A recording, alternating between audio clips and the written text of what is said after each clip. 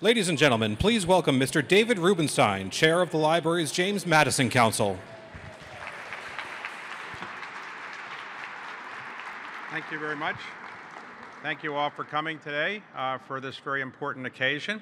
I'm just going to give you some opening remarks. I'm just curious if anybody here has not been to the Library of Congress before. Anybody never been here? One? You haven't been here. Why not? Well, for you, I'm going to give you the history of it. But essentially, I wanted to let you know the Madison Council, for those who don't know, is the support arm of the Library of Congress. The Library of Congress gets most of its money, thankfully, from Congress. And I want to thank the members of Congress who are here. There are a number of senators. I see Senator Wicker, Senator Cardin, a number of House members are here. Thank you for your support of the Congress, of the Library of Congress, because without you, we obviously couldn't do everything that the Library of Congress does. John Kluge, a number of years ago, thought it would be nice if the philanthropic part of the country would have a chance to support the Library of Congress and do some things that Congress doesn't provide money for. And so the Madison Council was set up for that. And there are a number of members of the Madison Council here. Can you raise your hand if you're a member of the Madison Council? Okay. Thank you. Thanks for your support. And I wanted to just, for those who may not be that familiar with this building and the Library of Congress, I just can't resist giving you a little bit of the background. So James Madison, in 1783, when the Revolutionary War was over, said to the Congress that was meeting as part of the Articles of Confederation, wouldn't it be a good idea if we members of Congress actually had a library that could give us some books, we could read some things. That idea was thought to be okay, but it was tabled. And as we know, sometimes things in Congress get tabled, they don't go anywhere. But finally, when the new Constitution was put into effect and the first Congress was meeting in 1800, legislation was passed that was signed by John Adams, and the legislation said that there should be a Library of Congress, and they authorized $5,000 for that Library of Congress. That $5,000 bought 700 books and 3 maps. And that was all the Library Congress had, and that was all, I guess, the Congress wanted. But the library grew for a while, and as the Congress was being built and so forth around here, as the government moved down to Washington, more and more books were acquired. And then, unfortunately, in the War of 1812, the British came here in 1814, and they burned down the Congress, the White House, and the Library of Congress. So there were no more books in the Library of Congress. Members of Congress obviously couldn't legislate without a library. So Thomas Jefferson stepped up and said, I'll sell you my library. And he had the biggest library in the United States. He also needed the money. So Congress actually went through and said they would do it. But interestingly, because he was believed to be a deist, which means he maybe didn't really believe in certain things that Christians believed in, they weren't sure that each of these books would be appropriate for members of Congress. So they went through every single copy to make sure there was nothing blasphemous in the Library of Thomas Jefferson, and it was concluded that it was not. So they bought the entire library, and some of those books are still around. There was another fire at the Library of Congress, or in Congress, I think in the 1800s, and a number of the books were burned, but the Library of Congress has done a very good job of restoring the Thomas Jefferson Library, either with the originals or copies of the originals. So we now pretty much have that, and the Library of Congress has done a good job with the support of a number of private citizens in building that back. But the Library of Congress was in the Congress building. And then it was decided by one of the Librarians of Congress that it would be a good idea to have its own building. So in the late 1800s, Congress ultimately said, yes, you can have your own building. And at this site, a building was built.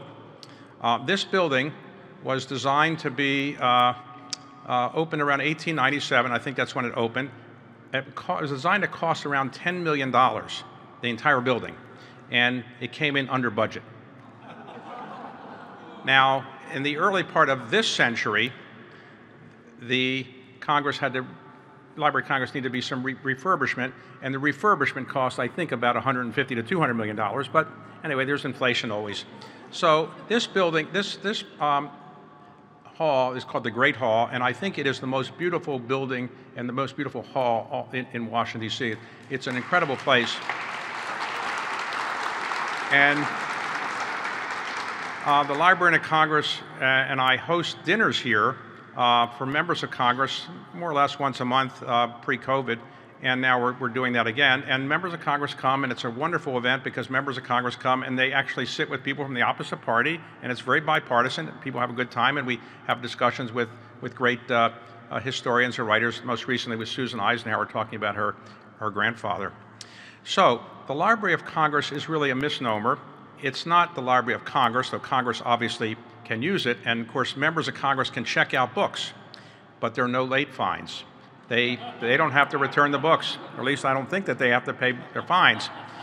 No other people other than the members of Congress, and I think the President and Vice President of the United States can actually borrow books. But any citizen of the United States or any resident of the United States can come here and use these facilities. So you can come here, you can be in the main reading room or any other place, and you can use these facilities. So it's incredible that this library exists for everybody. So it's really a misnomer to say it's the Library of Congress now. It's really the Library of America. And the Library of America now has about 178 million artifacts, books, manuscripts. Incredible. Nothing else is as big as this in the world. And it now operates out of 4 different buildings. This is the original building, opened in 1897. It's now called the Jefferson Building in honor of Thomas Jefferson. A second building is behind this is the John Adams Building in honor of John Adams signing the original legislation.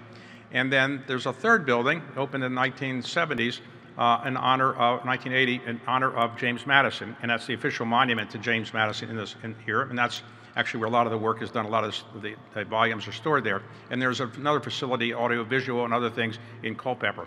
So the library has incredible access to every piece of information in the world, and the library really grew dramatically when in 1870 the Congress said, if you want a copyright, you send 2 copies of your book, and the Library of Congress will have the authority to copyright it, or a book or any other thing that you might want to create.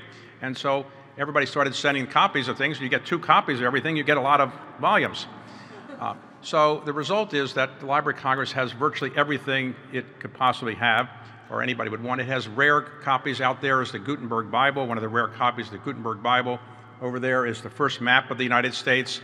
It has incredible facilities, and I want to thank the Congress for enabling the Library of Congress recently to make this more accessible. The Librarian of Congress, I'll introduce in a moment, has said it would be a very good idea if more people would come to the Library of Congress and visit and see the treasures of the Library of Congress. So Congress agreed that with the Madison Council providing private support and the Library and the Congress providing public support, the money has been authorized and appropriated to build out a visitor center and some other things. Among the important things that will be built out as part of the visitor center, improving the visitation process, is a place where children can come and be taught how to read, and the Library of Congress has also taken a lead in literacy. So these are things that have been led by the people who are the Librarians of Congress. The Librarians of Congress are appointed not by members of Congress, but by the President of the United States. And there have been a limited number of Librarians of Congress, but they all have one thing in common until recently. They were all white men. That's hard to believe. Hard to believe. So there were occasionally 1 or 2 librarians, but that was actually very rare. Usually they were very distinguished scholars and nice people. Diversity wasn't their claim to fame, probably. But President Obama thought it might be a good idea to actually have a librarian be a Librarian of Congress, and maybe a little diversity for the first time in 250 years wouldn't be a bad idea either. And so he knew of a person who had been the librarian at the city of Chicago when he was living in Chicago, and so did Michelle, and they had worked with this person. And then this person left Chicago for my hometown, Baltimore. And she became, for 22 years, the head of the Enoch Pratt Free Library, which is the Library of Baltimore. And she was doing that job and doing an excellent job, and moved to Baltimore and loved living in Baltimore. And President Obama asked her if she would serve as the Librarian of Congress to replace Jim Billington when he retired after 28 years of service. And she said yes. And despite the confirmation challenges sometimes, she was readily confirmed by the Senate of the United States, and she now is the Librarian of Congress. She is the first African American to be a Librarian of Congress, the first woman to be Librarian of Congress, and I think only the 3rd librarian to be Librarian of Congress. She has had a spectacular, spectacular role in many of the projects that we have undertaken at the library, and it's my pleasure to ask her to come up and talk about what the special thing is we're going to do this evening. But I would say that Carla Hayden has done just an outstanding job, and there's an old saying you probably have heard of: nobody doesn't like Sarah Lee. Well, nobody doesn't like Carla Hayden. Everybody loves Carla Hayden. Carla Hayden, thank you.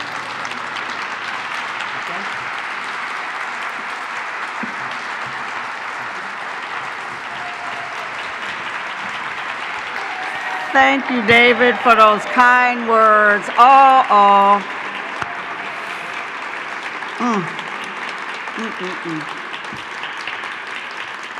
my, thank you so much. Thank all of you. And this is such a special occasion. And I want to give a special welcome to the people who are watching us online. There are people that's being live streamed, and we're just so delighted because the Library of Congress does represent a unique private-public partnership. And we're delighted to have the members of the Madison Council here and, of course, members of Congress who have been so generous. It's my honor as librarian to make an exciting and remarkable announcement of a significant acquisition. Tonight, on behalf of the Library of Congress, I'm pleased to announce the momentous acquisition of the Neil Simon Collection to the Library of Congress.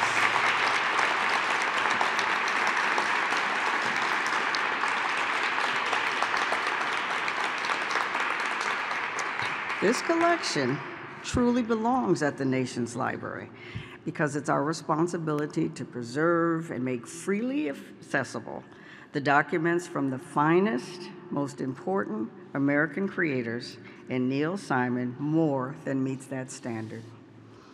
This is a meaningful addition to the nation's library because of how remarkable and important Mr. Simon was as a playwright and a screenwriter. When you think about his work, it's not just the impressive numbers, the number of shows, the number of awards, the number of performances, the number of laughs, and also, though, the impact that he had on our culture.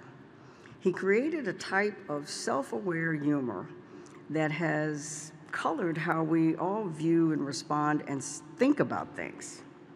His plays are funny and touching because he captures our shared humanity.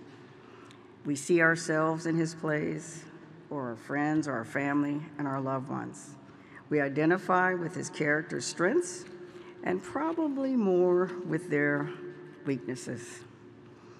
The rich Neil Simon collection will provide enormous insight for scholarship, a unique opportunity to study his creative process, how his plays evolved from kernels of ideas, how they were refined and changed, sometimes during rehearsals and previews, and how they were adapted from stage to screen. So what's in the collection? You got just a taste tonight. The library's performing arts curator, Mark Horowitz, who's here tonight, has taken the lead on this project since its inception, and he's going to tell us about it in a very short video.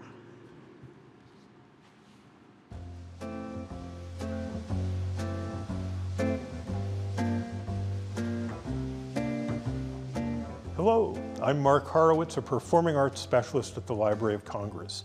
I'm thrilled to announce that the library has just acquired the Neil Simon Collection, the papers of the most commercially successful American playwright ever.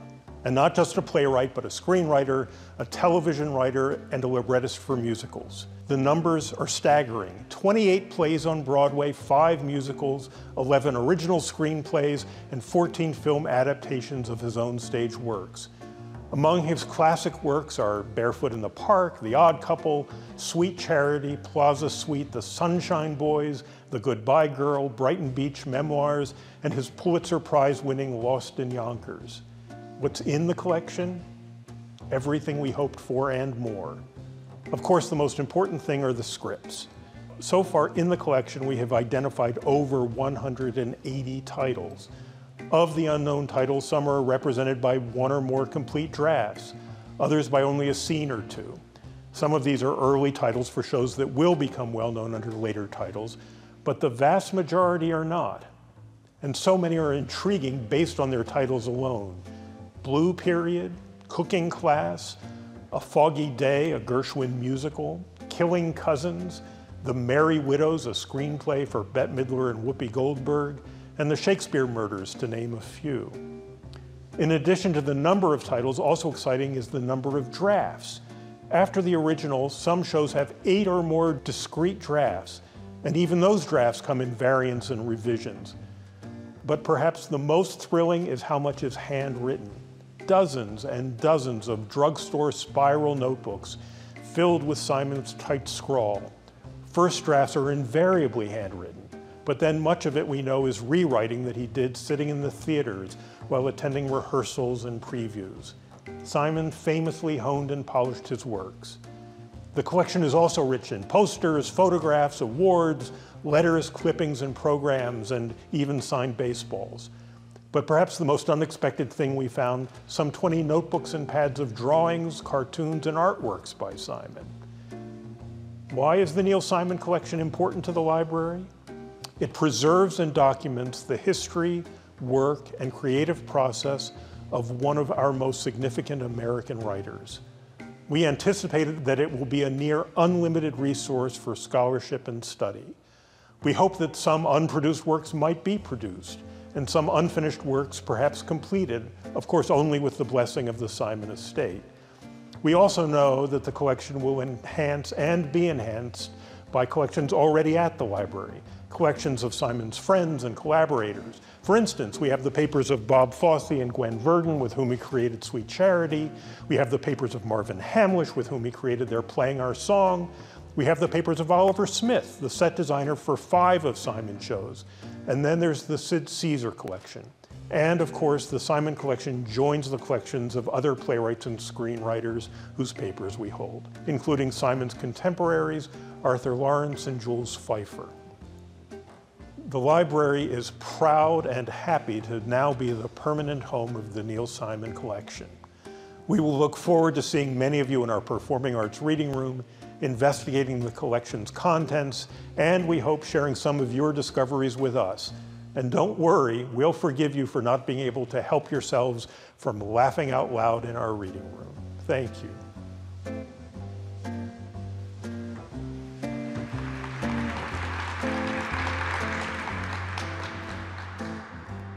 I just had an opportunity, and many of you might have seen the same cartoon, where Mr. Simon writes, "I love a plain day at home, a normal plain day." Well, this is not a plain day at the library. This is an extraordinary day that would not have been possible without the great generosity of Neil Simon's widow, actress Elaine Joyce.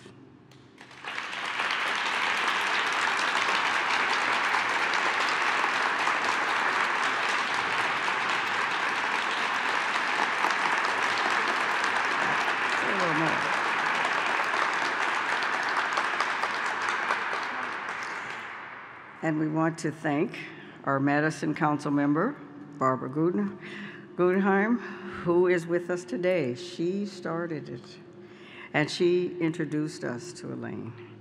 And then to Elaine for deciding that the Library of Congress was the fitting home for her husband's amazing legacy.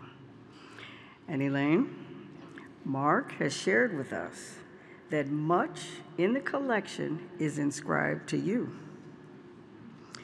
all of it pointing to his deep love and appreciation for you. It has been a joy getting to know you, and we are so very grateful to you, and it is my honor to welcome you to the stage.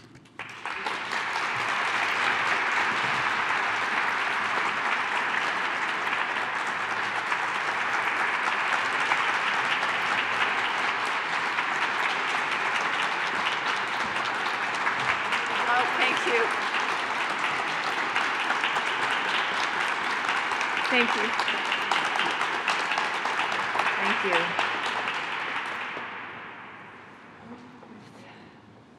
Thank you, Dr. Hayden, for that introduction and for inviting me to speak in the library tonight.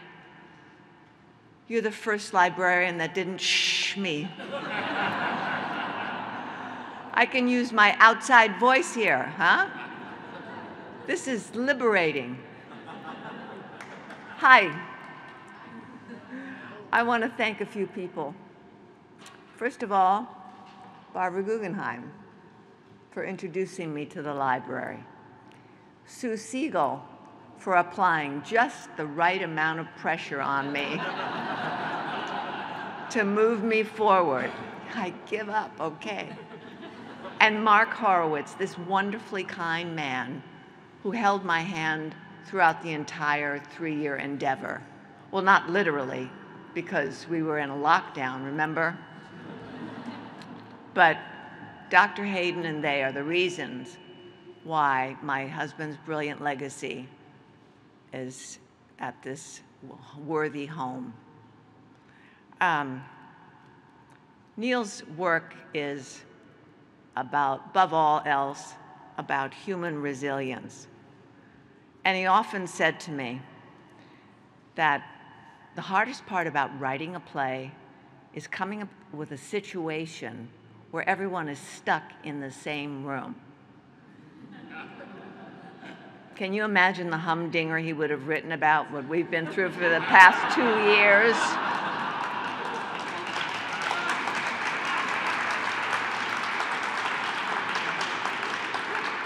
Oh my God, what that would have been. Well, the New York Times doesn't have Neil to beat up anymore and kick down the road. So, and we don't have that particular perspective that would generate those great laughs.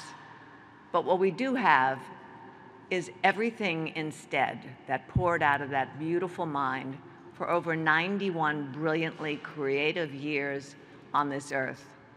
And what that means in real terms is mountains and mountains of boxes and filing cabinets filled with manuscripts, rewrites, screenplays, rewrites, speeches, rewrites, correspondence, notes, articles, reviews, photos, awards, just, you can't imagine the amount of stuff I'm talking about.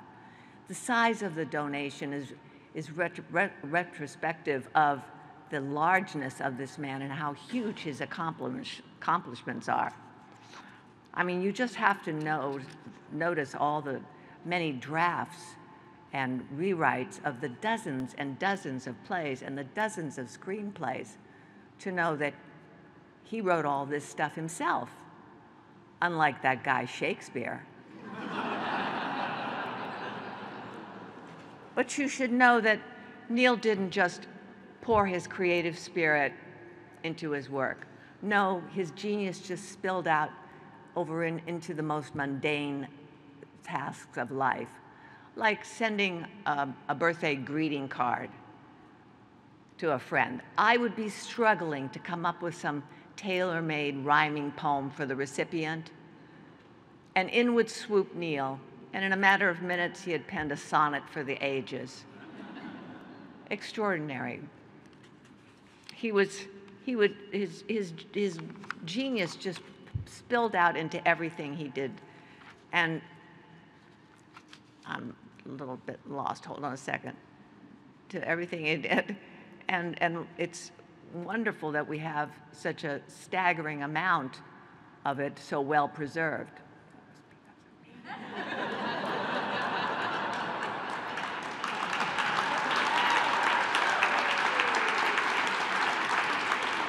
Together, this complete collection documents the creative process of the most celebrated American playwright of his generation. And for the past few years, this has been my private treasure trove. And so I didn't want to part with it, but I started asking myself, what do you do with the world's treasures? Where do you put it so that it's going to be safe forever all roads led to the Library of Congress.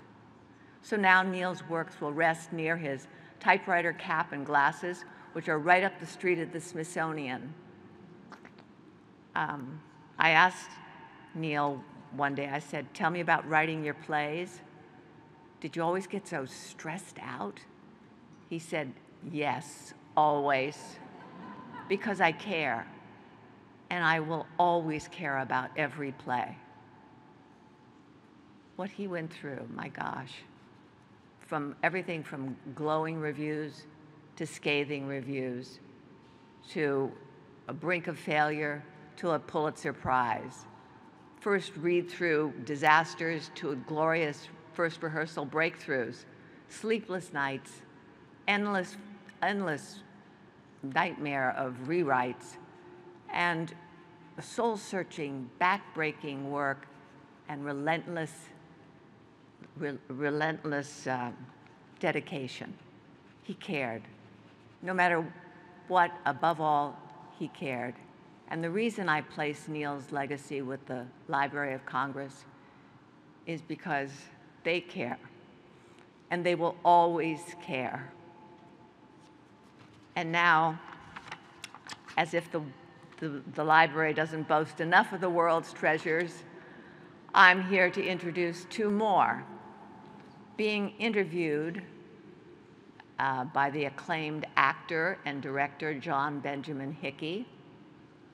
Please welcome my dear friends, two incredible artists that Neil absolutely adored, who are currently keeping his work alive on Broadway in Plaza Suite, Matthew Broderick and Sarah Jessica Parker.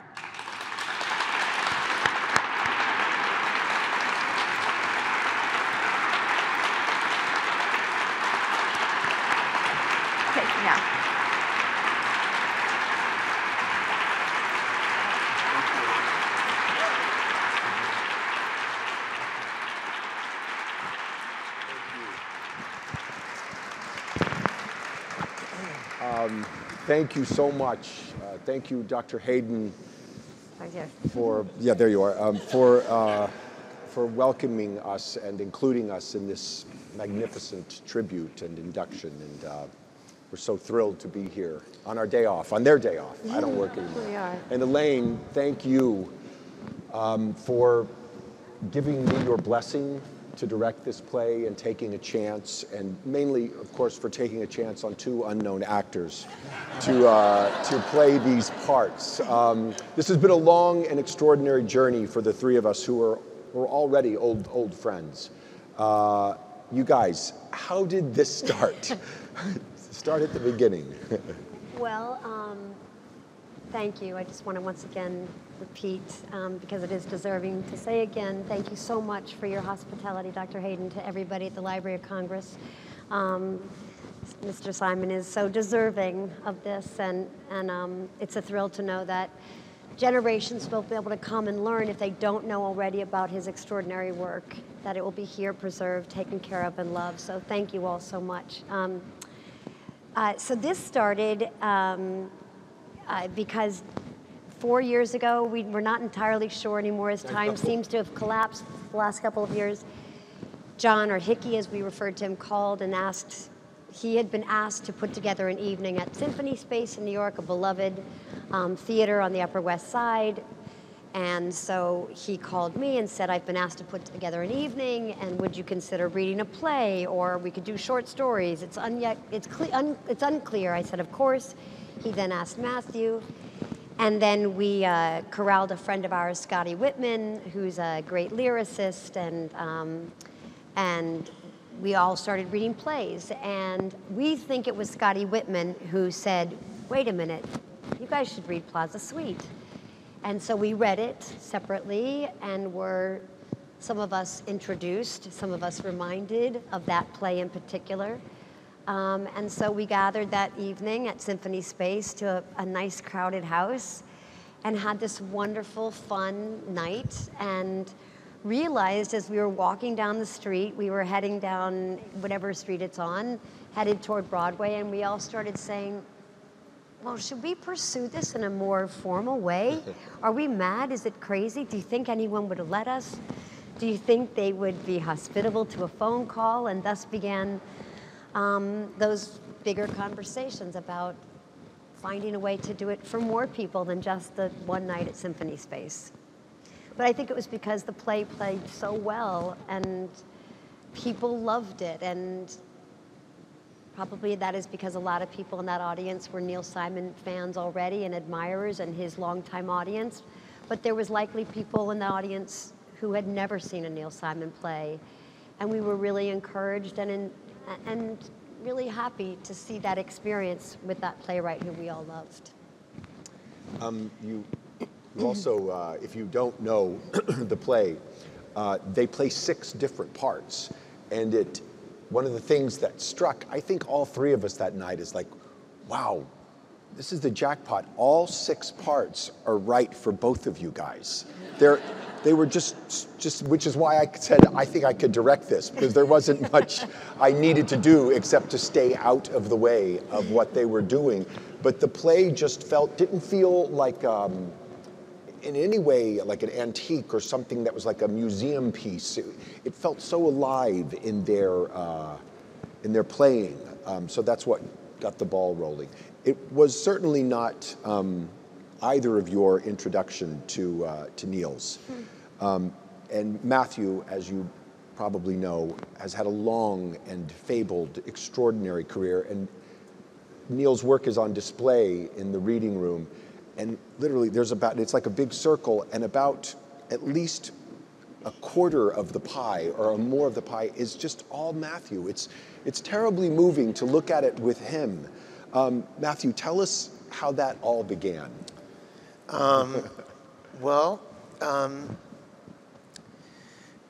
If you did put out the whole Neil pie, I wouldn't have that much pie. Right.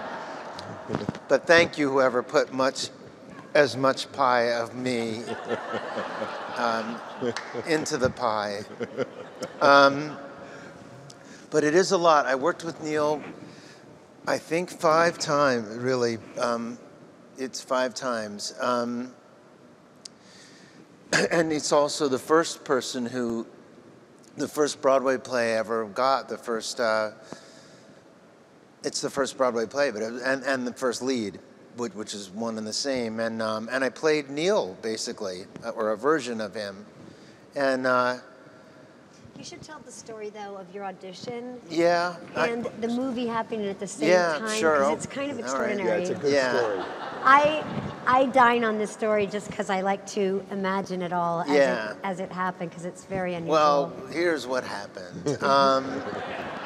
I auditioned for this play called Brighton Beach Memoirs. I was auditioning for a million things and getting nothing. And I got a call back, which means they want to hear you again, and to the casting director. And I kept getting another call back, and I started to think they seemed maybe slightly interested in me, though I'm positive I could never, ever get a part like that.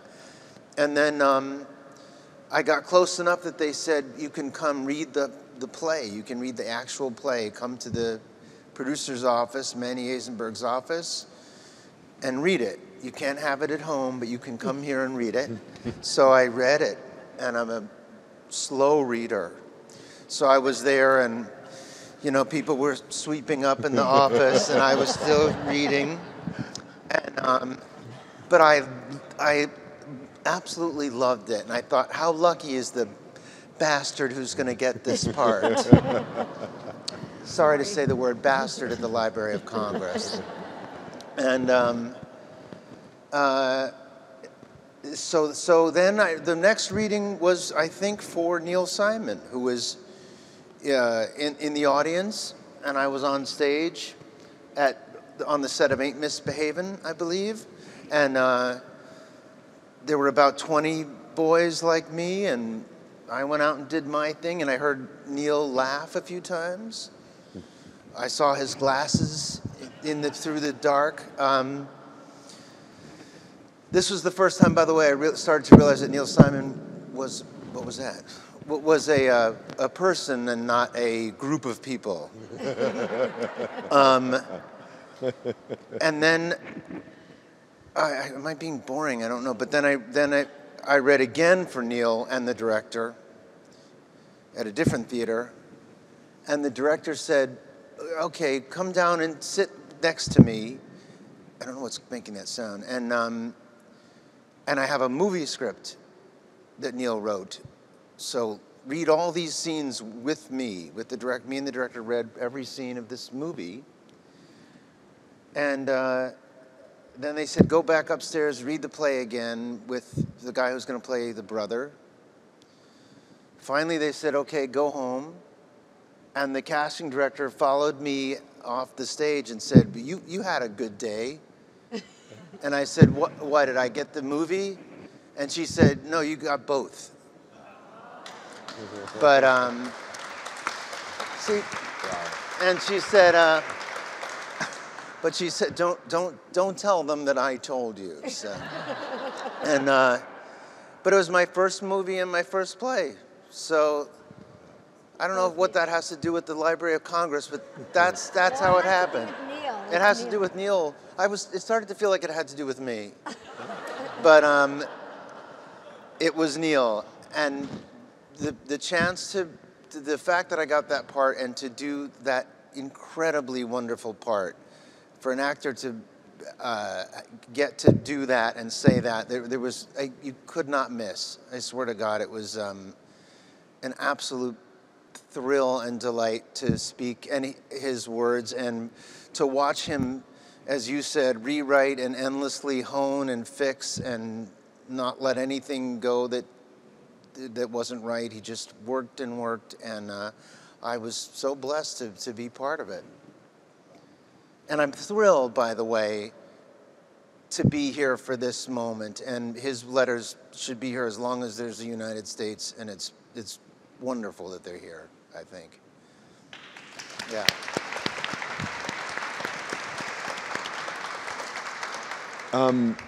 Talk about what it's like to work on Neil's writing. I know that seems like such an elliptical general question, but Neil is funny. We know that about Neil. People lead with that when they write about him. But I think one of the things that you guys have found so brilliantly in these 3 plays that make up one play is an extraordinary beating heart. Talk about what it's like to work on that, to avoid falling into something that is filled with jokes and humor, and how you come around, because both of you are just masterful interpreters of his writing, and it's not easy. It's all there, but it's deceptively difficult. A couple of times when he's been, I don't know, had COVID or whatever, and I've stepped in and run lines with her, I'm like, oh my God, I stink in these parts. Matthew is so good. I need to tell him that tomorrow. But what is it like? It's endlessly revealing. I think that one of the things that I like to talk about a lot, because we always recall and remember, and the conversation has always led, how brilliantly funny, how skillful he is with comedy, and that he really did carve out a way of using language for 2, 3 the generations that have followed, who will always say, I am here, I am a writer because of Neil Simon. But I think what I like to also talk about is the first play, which I think is an exquisite, heart-rending portrait of a marriage, but that is very much of its time and place and is important to recall, because I think of it as a real reflection of where men and women were at the time. And I think, if I'm right, it might have been Neil's first serious play examining a relationship with that kind of sophistication and seriousness. And I think it is very much about not just the people on stage, but their parents and who their parents were in their life, and sexual politics, and what was just beginning, conversations that were beginning about men and women's roles and being modern and the women's movement and conversations that they might have been hearing in Mamaroneck. And I'm answering this question purposefully in elaboration because I want people to remember also about Neil that he was very curious about relationships and relationships at their best of times and relationships in really challenging times. And this is a story that doesn't end funny, the first play. And so it's work. It's wonderful work to keep figuring out who these people are every night, to see more, understand more, feel more. You know, lines reveal themselves in whole new ways every night because Neil is so stealth. You know, it appears this way, but it just keeps, so for an actor, it's a gift, but it's also a gift for audiences who just love his work and get to see it fully realized, you know, in a production with John Lee Beatty's set and Jane Greenwood's costumes and Brian McDevitt's lighting. So the whole thing it's been extremely special and very happy. And that doesn't always happen, No. You know? Yeah. I don't know, you can talk about that very as well. Yeah. For those who don't know, the first play is, as she said, a play about a marriage that could quite possibly be coming to its end. The second play is a play about a marriage that might just be beginning, two high school sweethearts who kind of find each other again after many years. And the third play is, I guess, many consider it maybe one of the greatest pieces of comic writing in the history of the theater. It's A Visitor from Forest Hills, and it's a mother and father of the bride trying to get the bride to come out of the bathroom, to go downstairs and get married, and she won't come out of the bathroom. And that's all it is. My partner is a comedy writer, and he's like, it's the most brilliant piece of comic writing ever because it's just one thing. It's just, and as actors, I see you guys get on that wave when it's firing on all pistons, and you just basically, and that's one of the things in rehearsal, we realize, like, at a certain point you have to get out of Neil's way and let the words, it's also incredible that he's writing about a time and place, and the world has changed in many ways, and the sexual politics aren't always, you know, compatible with what they are now, but one thing you can't say is that he didn't write every bit as well for women as he did for men. These are 6 glorious parts, the women's parts being, so he had such an understanding. The thing that I like to imagine, I've never said before, maybe I shouldn't, but oh well, is I sometimes, because all these 6 parts in combination are so good, and, you know, the women are not diminished by in any way in Neil's hands, but sometimes I'm like, round 1. Sometimes I'm like, round 1, Sam. You know, I'm like, but because it changes, it's this living, breathing organism, and sometimes I'm like, round 3, oh, Roy. You know, like, because they're so good, and it's alive, so it's not the same every night, nor should it be, and it surprises us a lot, and you figure out new stuff, and you're home with COVID for 10 days, and they don't let you come back to work, and something else is revealed, or some other inspiration is found because you're just simply happy to be back on stage, and so they keep changing, don't they? Yeah, I think even in the very funny ones, you know, his jokes are so good that you forget that there's a play under it sometimes. I mean, because they're so good. But he always has a play. Like, there's a real story.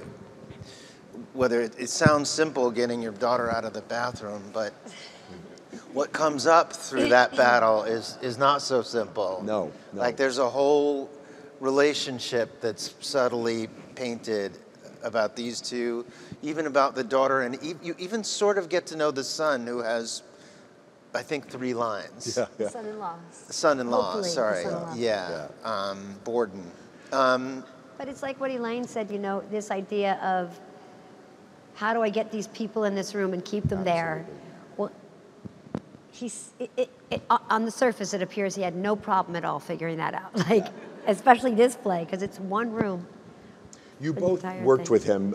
Sarah Jessica did a television movie of the Sunshine Boys. Yeah, but it was very... But you knew him, and you were in the room with him a lot. Was he scary? Could he be intimidating? And you know, he was like you say, he was always working. Yeah, he could be. He was, scary wouldn't be right, but he was, well, it would be right sometimes. Yeah, but, I would be. I mean, if you're the actor, you know, scared of, for instance, getting fired, that's scary. He was serious. He was loved to laugh and always extremely kind to me, but he was also watching his play, and if you tried something that wasn't totally successful or some laugh disappeared for a night or two, he would, now I'm looking at you with fear, Elaine. What you would see is Neil would be sitting behind a table, and in my case, Gene Sachs, the director, and I would let me try a new spin on this little reading. You know, I'm going to try this fun way to say this. And I'd say my line, and I would see this. Because he was telling Gene, tell him not, you know, don't do that anymore. Or so we all had that joke that we would be like, I think that went pretty well. What do you think? And we'd look up and we'd see this. Yeah. And we covered this so you couldn't read his lips to know what he was. And because he was kind of formal in that way. He liked the director to talk to the actors. You know, he was the writer, but he was. I guess what I mean is not scary, but very, very serious and hardworking in a rehearsal. I'm sure not at home, but you know what I mean. Yeah. This is not so much about Neil, but certainly about his play. What's it like working together as a married couple? What's it like to do the play together and then have to go home together afterwards? I mean, there was no guarantee that this would work. It's not a guarantee that just because you're married to each other and you have chemistry in life, you would have chemistry on stage. And for those who've seen it, their chemistry is palpable and electric in the audience because they're clearly having so much fun. Were you guys nervous about that? I think we were, you know, we only considered it when we were asked the question and forced to answer it. You know, meaning, I don't know that we spent a huge amount of time considering what a bad idea this might be. Meaning, like, in terms of, you know, what strain or might this jeopardize a 27, 8-year marriage or relationship. I think because I honestly think we were so seduced by the play. That's true. We didn't see. I think we merely saw it as, well, we have this work to do. How are we going to figure this play out? How are we going to figure the play out? Other people have done it, and Elaine has given us her blessings to go try and make it work. So that seemed sort of like, that eclipsed all personal ponderings about our own selves. And I think the miracle, if I can speak for both of us, is that it was really fun, and we've never spent this much time together. We weren't looking to work together. We hadn't been plotting, you know, this was not something we had ever planned, and we've never spent this much time together in years and years and years and years, which sounds bad, like potentially very bad. Because we thought we were fortunate that, you know, we went off and we had our days, then we came home and we had something to talk about, and I was curious about his life, and sometimes you were curious, you know what I mean? Like, but all of a sudden we were together and if I can just say, when we finally finished in Boston. It was such an incredible experience in the Colonial Theater, and it was packed and sold out, and Elaine was there, and it was just such a thrill. And then we were coming back to New York City, and we were going to start seeing people again. It had just been us. For a long time, we had not had this kind of time together. It all had gone very well. And we were coming back to New York, and we're going to start seeing our friends in the theater, and we'll all go out afterwards, and it'll be great and grand, and we're mixing it up again like we used to. And then COVID came, and the governor shut down the, Broadway as the rest of the world then followed. And we were in a car, and I was like, oh my God, it's just us again. We were so close. We were about to be reintroduced to the rest of the world. And now it's just going to be us again. But then our children were included, so that was spicy. But it's been really fun, but thrilling, and do you think inspired. the pause, the 2-year pause, I think it's also, this is about Neil and the play and the depth of the pain in that play and the hilarity. Do you think it helped having this, we got together the first 3 or 4 Saturdays after the pause happened, and I was insisting they run lines. You have to run lines. And finally Matthew was like, look, man, you just got to stop. I really don't think we're going back anytime soon. And if we do, we'll get it together, but we've got to stop, white knuckling. It was painful. Try to keep it in your brain if you felt that it was futile at the time. Like, we just had no sense of when we would ever be able to return to the theater. The theater seemed like the last thing that would feel safe to people. Never mind how it felt as a performer and the crew and everybody else who you would be concerned about. Just remember, we were like, well, they'll never open the theater again. Like, who's going to want to come sit in a theater laughing and potentially putting a loved one or a stranger at risk? And so after a while, we don't want to run lines because, frankly, it's just too painful. It's just, if the time comes and we're lucky enough to see that we can do this safely, we'll learn our lines. We won't do that. And in a way, I think we had to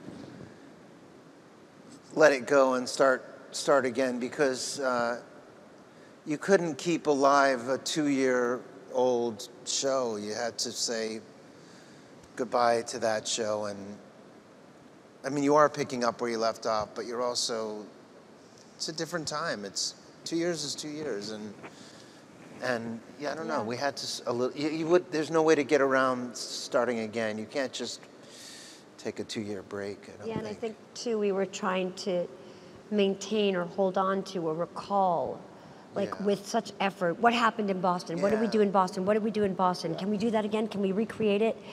And we were just forced to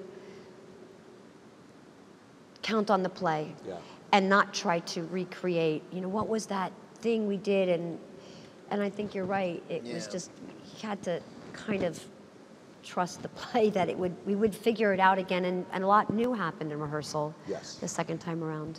And our set sat, and thanks to our wonderful, brilliant producers at ATG, Kristen Caskey, Hal Luftig, who just basically turned the lights off and threw sheets on everything and said, we will be back when we come back. We are coming back.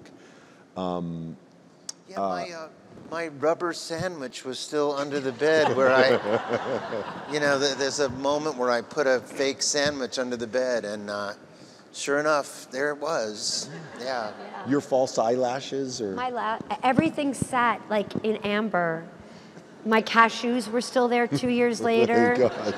Yeah. Wow. It was amazing. Everything. Did you eat them, or? I asked my dresser to try them first. I'm just kidding. That's a bad joke. That was just a joke. Did you? I ate them. Both of you guys, and Matthew especially, have done done as much work on film as you have in the theater, and you've done a whole lot in the theater. And your home is the theater. I think I can speak for both of you in that regard.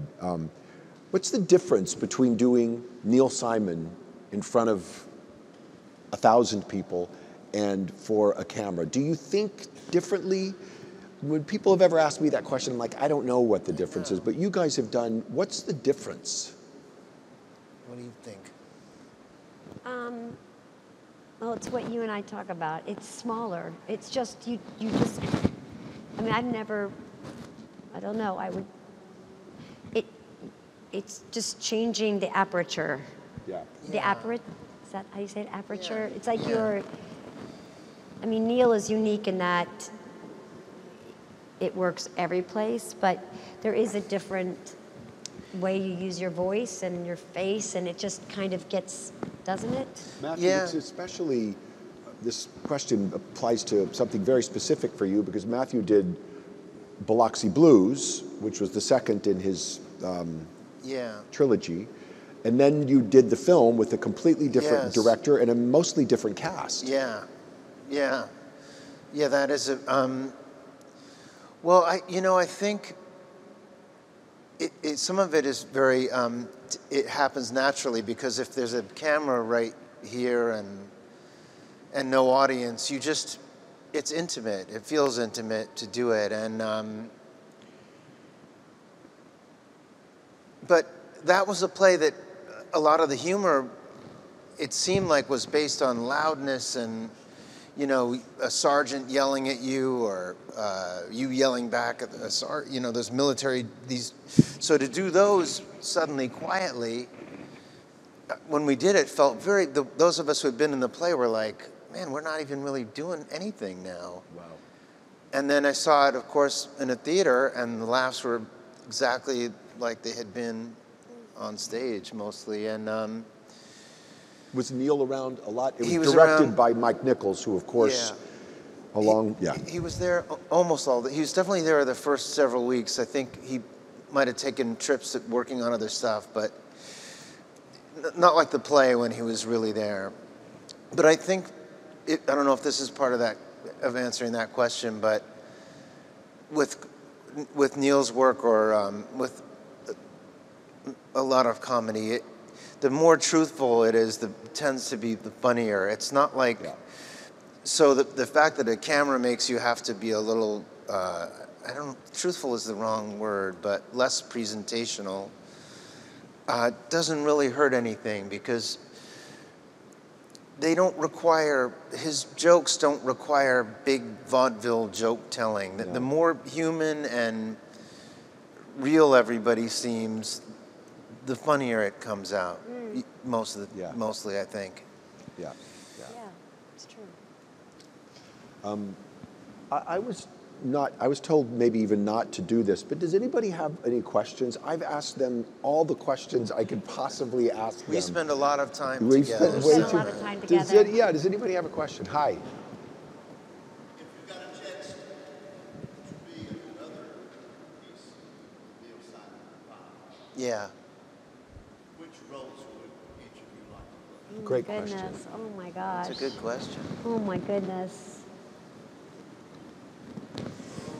Oh boy, it's hard. That's such a hard question, because there's so much, and I have to be reminded, although if you come to see Plaza Suite, one of the great things about entering the Hudson Theater, besides its own beauty, is there is a wall of, I think, every single Broadway poster, right, of Neil's work, and it is a beautiful reminder in just stark relief of the work, plus which the posters are just gorgeous. Gorgeous. Gosh, there's a bunch, actually.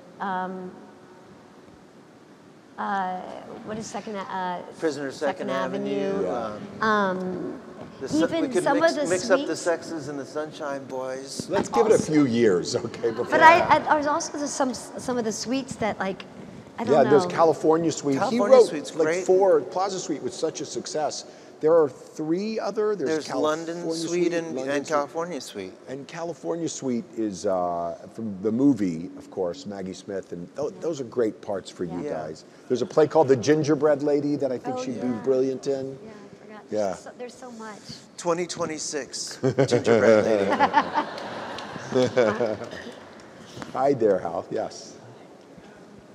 Hi, Hal.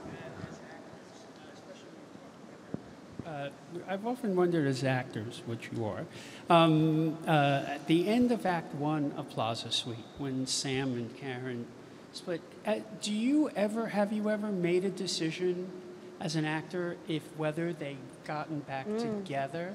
And if you have, does that change, or has that affected your, the way you play it? I have my feelings, and I decided I wasn't going to tell him until the show was over what I thought happened to their marriage, because I didn't know if I told him what I was thinking. I'm concerned it might change the way he thinks I think he's playing Sam, or that I'm interpreting or projecting. So I don't want to mess with, but I do have feelings. We'll get together and we'll talk about it. Do you have feelings about their marriage? I don't know that I do, or that I should say. I don't know. I doubt this is the last of. This play ends on a. I mean, he literally says maybe tomorrow, so doesn't seem sure what's going to happen. I think in doing it, in a way, the third play is the happiest couple, even though all they do is scream at each other from the time the show begins till it ends. But she says it doesn't mean we're not happy, does it? I know, it's sort of true. It's also a testament to the depth of Neil's writing, because you work on this play the exact same way you would work on The Glass Menagerie or Death of a Cell. There's always, and like we would talk about in rehearsal, like depending on how it goes that afternoon is how that marriage ends up, either completely over or maybe there's like, it can take you, and these guys are constantly kind of switching it up. They're not ones to hold on to laughs. Maybe Neil wouldn't like that very much. He'd want you to get that laugh back. No, he liked you to let it go and try something else. Oh yeah, it just maybe not in rehearsal when he was trying to make sure something was working. He could, but yeah, no, he seemed to be happy for people to bring as much of themselves and humanness as possible. Yeah, I do.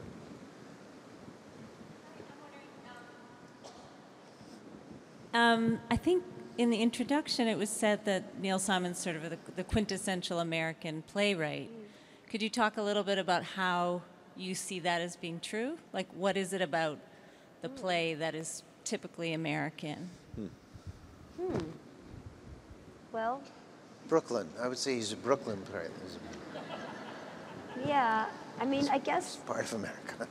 I think because he did seem to, well, not always though. I'm not sure. I think maybe because like his provenance seemed to grow out of American comedy, and he spent his youth, well documented, on teams of other great writers, but he seemed to carve out a place in comedy that might have been touched on, but he kind of dominated it and figured it out and made it more clear to Americans that this was comedy. It's very different than like, what did they call it in London? Like the big hall comedy. Music hall comedy. Like and maybe it's unique to, how he was raised and, money and his parents and all of that stuff, but that is uniquely American also, which is often because they were immigrants from somewhere else. Like, it's a weird thing, but I always think of Neil as like the architect of American comedy, I guess because it hadn't been seen, heard, and shown that way, and because he took on such a big role in it. Like, his work was produced and produced and produced, and so I think it feels American because it was birthed here, and it's different than comedy in Europe or comedy in London. Like, it is different, and there's, is equally as uniquely their own. I don't know if that makes sense, but I think Brighton Beach is so much about, success and deprivation and not having and wanting and feeling bitterness and pride, but that's a lot about, being immigrants and being, first generation. And so it's American now, but it's because, that's a very American and Jewish story. Jewish sensibility. What's the great line that you had in Brighton Beach that you couldn't believe you had to walk around, the butter thing? I won't remember it right, but there's a line when Eugene, the person I play, is Eugene, and his mother always makes him go to Greenblatt's to get groceries, and says, "Oh, and I need you to go to Greenblatt's, pick up a 1/4 pound of butter." And my line, I'm sure I'm getting this wrong, but my line was, "I got a quarter pound of butter this morning. Why didn't you just tell me to get a 1/2 pound in the morning? I can get a 1/2 pound in the morning. I don't have to get a 1/4 pound in the afternoon." And she said, "And supposing the house were to burn down in the middle of the day, what am I going to do with an extra 1/4 pound of butter?" And Elizabeth Brown's did it while cleaning, and not with such viciousness. And what am I going to do with another 1/4 pound of butter? And never even looked up at me. And I walked out and had some joke that I don't remember. It's logic like that will, why do you need to go to, you don't need high school if you have, it's some joke that I do not even remember now. But the combination of the butter and whatever joke followed it, I could walk out the door of the house, onto the sidewalk, and cross the entire, without speaking, no more lines, just laughing the whole time. And I remember Neil pointed that out to me. He was like, "I'm not sure I've ever done something where somebody could tell a joke, get up, leave the table, walk, and go all the way across the stage and still..." There's the famous story, you did a revival of The Odd Couple with Nathan. And there's the famous story about Mathau reads the letter to him from Felix, and the first time he said it, what is it? I don't know the story of how that came about, but it's the joke, probably better than Felix Unger is his persnickety roommate, who says, what does Oscar say? You probably know this. It took me. He said, "We're out of eggs. F you." Yeah. And Walter's and said it took me. It took me a half an hour to realize "F you" meant Felix Unger. Or something. That was one of those ones where Mathau went to the kitchen, came back. They were still laughing. They're still laughing. It's also like. And in the revival too, that line every night, the show would literally stop. Wow, incredible. It's also, but we've talked so much, we were telling Elaine about it today, having so many people come to see it that are fans of yours from a completely different medium, who are very, very young fans, some of them, some of whom certainly don't know what Plaza Suite is, certainly don't know that it's 3 plays that make up 1 play, and maybe don't even know the work of Neil Simon, to feel the energy of them being introduced to a way of waves of laughter in an audience that's kind of in their DNA because it was their parents' generation or it's really incredible. Have you had your kids love it. Yeah, it's great to see young people. They come all the time. Our daughters come all the time. It's so funny, they're 12 and they love it. Yeah. They love it. It's really, and they love to run lines with us, so they also feel very invested in it, and yeah. No, it's great. The plays also, being American or whatever, I remember when we did Brighton Beach, and some guy was telling me, he was African, I believe. I forgot what country he was from. And he said, "That's just like my family." Yeah. So the more specific and Jewish and Brooklyn it was, the more it absolutely translated to every kid and mom. It really, he said, I swear to God, it's exactly my family. Oh my God, that's amazing. Yeah. That's amazing. Anything else? I'm out of questions. I probably should have worked harder on this. Wrap it up. We got to wrap it up. Oh, we got to wrap it up. Really? Here comes it. This will be the last question, ladies and gentlemen. We can't. Now, it might be like asking you to choose your favorite child, but in terms of the work you've done of Neil Simon's, do you have a favorite in particular? Well, that is a little like asking my favorite child. Can you not though have it be Brighton Beach, like just for sentimental? Well, yeah, I mean, this is certainly no kidding, as enjoyable as any of it, this one. The fact that I'm just so old and doing it is amazing to me. I'm lying on our little fake bed. I'm like, wow, I was lying on a little fake bed in Brighton Beach 135 years ago, and here I am. Here I am. Still the bed that's too short for my body. Well, you're very tall. I'm so tall, exactly. But being my first thing, Brighton Beach is probably the one. But this too, no kidding, this too. This is great fun. They all are. Biloxi Blues, I forgot. I love that. Yeah. Thank you. Thank you, everyone. Thank you very much. Should we leave? Yes, we're leaving. Thank you all so much. Thank you. Don't go. Well, thank you so much to our special guests, Matthew Broderick, Sarah Jessica Parker, and John Benjamin Hickey. But before we wrap it up, I'd like to welcome the library's chief of the music division, Sue Vita, with a little surprise.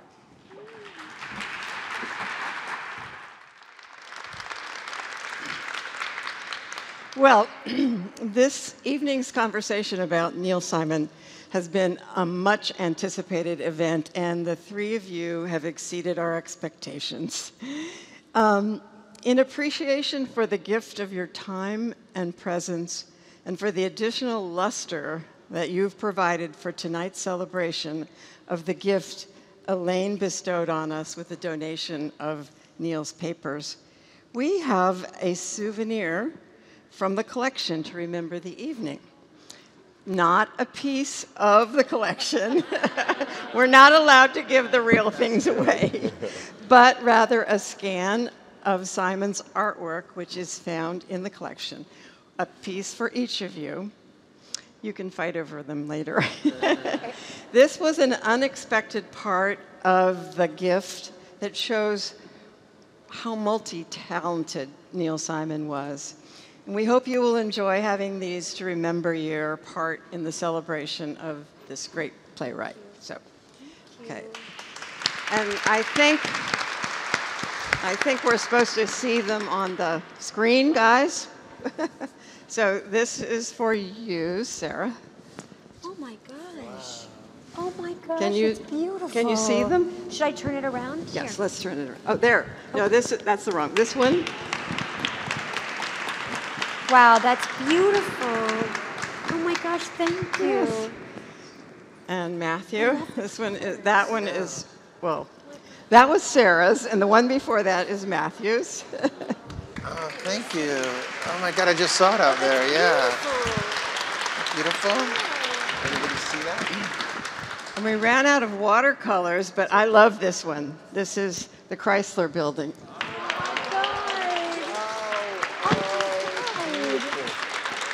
Amazing. Thank you so much. Oh, these are so special. Thank you so much. Well, thank you for what you've done. Oh my gosh, thank you. Thank you so much. Thank you. And we also Pardon me? Gorgeous. want to thank Elaine for her generosity and support of the library. The Neil Simon, Sue spent many hours with you, and they will be treasured here for generations to come. Thank you, thank you, thank you. And thank all of you for being here as we celebrate. Thank you, Elaine.